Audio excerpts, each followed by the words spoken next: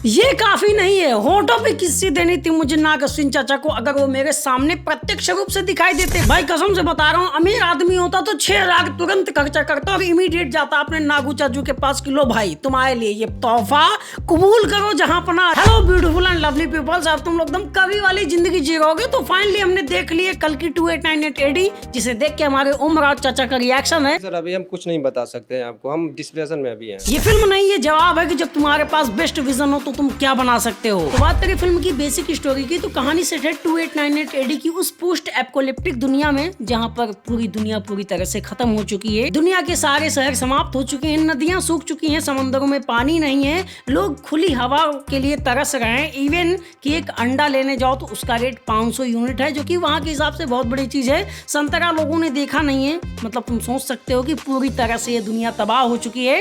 And इस दुनिया के अंदर एकमात्र पहला और आखिरी शहर बचा है काशी। एंड ये शहर भी 2 भागों में बटा हुआ है। एक तो नॉर्मल कीड़े मकोड़ों की तरह जीने वाले हम जैसे लोग जिनको लातों से मारा जा रहा है, उनकी जिंदगी की कोई कीमत नहीं है एंड वो खाने के लिए तरस रहे हैं। उन्होंने नहाया तो पता नहीं कब से होगा, आई डोंट नो। वहीं दूसरी तरफ है कॉम्प्लेक्स, जहाँ पर पीने के लिए शुद्ध पानी, हर वो चीज अवेलेबल है जो कि आज के टाइम पे हमारे समाज में है। जिनका सुप्रीम कमांडर है यास्किन, जो कि कॉम्प्लेक्स के अंदर एक लैब में जो है कुछ एक्सपेरिमेंट्स कर रहा है वुमेन्स के ऊपर, जहाँ पर उन्हें फर्टाइल किया जाता है और यास्किन को उन वुमेन्स से कुछ चाहिए। एंड इन्हीं औरतों में से एक औरत है समेटी यानी कि सुमति, जो कि उस लैब से उस एक्सपेरिमेंट के दौरान भाग जाती है।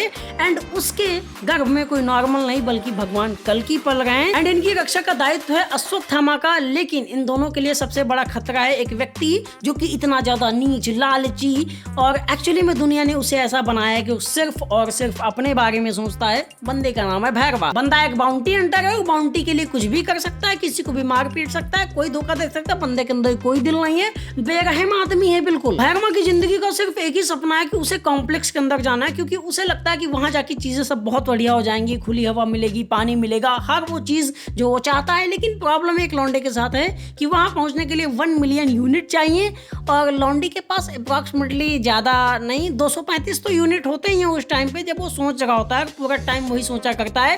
एंड उसे अब मिलता है ये टारगेट कि एक्चुअली में अगर वो समेटी यानी कि सुमति को पकड़ के लाता है तो उसे जो है कॉम्प्लेक्स में एंट्री मिल जाएगी। और इसके लिए ये बंदा किस हद तक जाएगा, क्या ये सुमति को ला पाता है वापस, क्या अश्वत्थामा इसको पीट के जो है भूसा बना देते हैं। ये सुन के तुम्हें लगा होगा बहुत ही सिंपल पिक्चर है, तो चलो ठीक है कोई बात नहीं है। चाचा धैर्य रखो, नाग अश्विन को ऐसे ही मैंने नहीं लॉर्ड बोल दिया था स्टार्टिंग में। ही इज द गाय जिसने ऐसी राइटिंग करी है इस पिक्चर की कि हर एक बंदा उससे कनेक्ट होगा। तुम्हें डिस्टोपिया मूवी देखनी है तो अगर उसके बारे में नॉलेज नहीं है कि दुनिया कैसी होगी या फिर एक नॉर्मल ऑडियंस कैसे कनेक्ट करेगी, बंदे को सब कुछ पता था। और इसके लिए इस पिक्चर के अंदर का सबसे बड़ा पॉजिटिव और एपिक पॉइंट था हमारी एपिक टेल यानी कि महाभारत और उनके कैरेक्टर्स के कनेक्शंस, रिवीलेशंस, ढेर सारे कैमियोज और बहुत सारी चीजें। स्टार्टिंग से लेके एंड तक तुम्हें मूवी सरप्राइज करती रहती है। जिस तरह से फिल्म को हमारी हिस्ट्री यानी कि महाभारत के साथ कनेक्ट किया जाता है, वो एक्चुअली में काफी बढ़िया एक्सपेरिमेंट था और जो कि काम करता है मेरे लिए तो पर्सनली,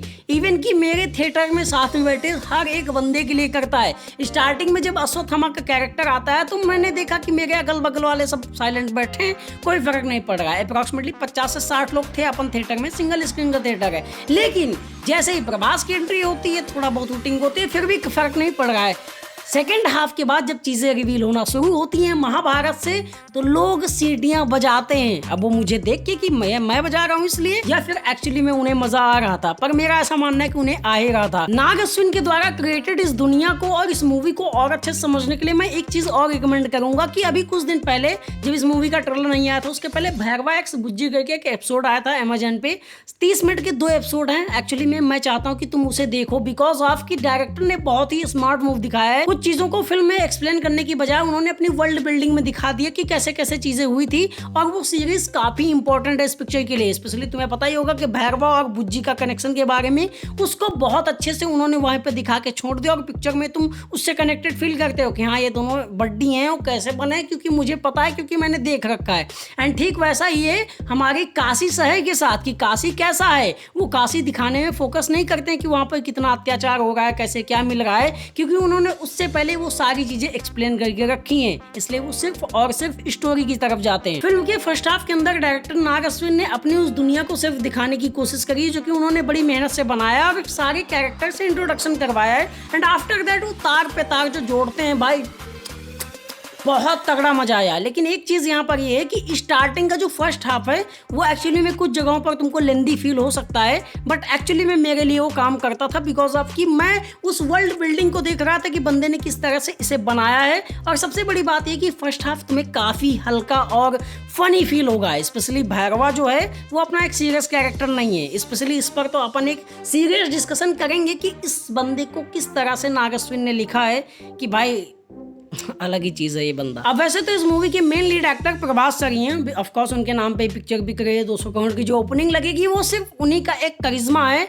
लेकिन एक चीज मैं बोलना चाहूंगा कि मूवी के मेन यूएसपी थे हमारे अश्वत्थामा यानी कि अमिताभ बच्चन सर का कैरेक्टर। उसकी राइटिंग इतनी हैवी है कि वो कैरेक्टर तुम्हें ऑन स्क्रीन काफी हैवी फील होता है। जैसा कि मैंने एक वीडियो में बताया था कि इस बंदे की हाइट थोड़ा नॉर्मल लोगों से ज्यादा होगी, तो प्रेडिक्शन ऑफ कोर्स अपना सही निकलता है। वो बंदा 8 से 9 फुट का है और ऐसा आदमी कि सबको तान देगा। वो बंदा 81 साल की उम्र में एक्शन करता है, उसे देख के तुम्हें मजा तो भाई बहुत ज्यादा आएगा, कसम से बता। फिल्म के टेक्निकल एस्पेक्ट्स की बात करोगे तो मूवी के अंदर के ग्राफिक्स बहुत अच्छे हैं, जितना भी उनकी वर्ल्ड बिल्डिंग है वो भी बहुत अच्छी दिखती है।